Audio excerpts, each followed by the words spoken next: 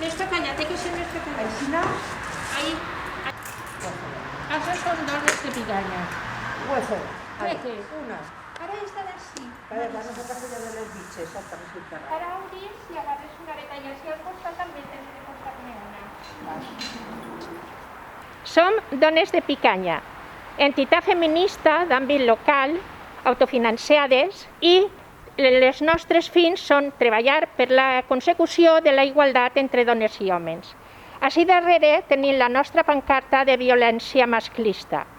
És una pancarta que l'hem feta itinerant per el simple fet que qualsevol dona des de qualsevol punt del nostre poble puga demanar-la quan hi ha un assassinat i així visibilitzar la lacra, la gran lacra que tenim en totes les violacions humanes que patim les dones pel simple fet de ser-ho.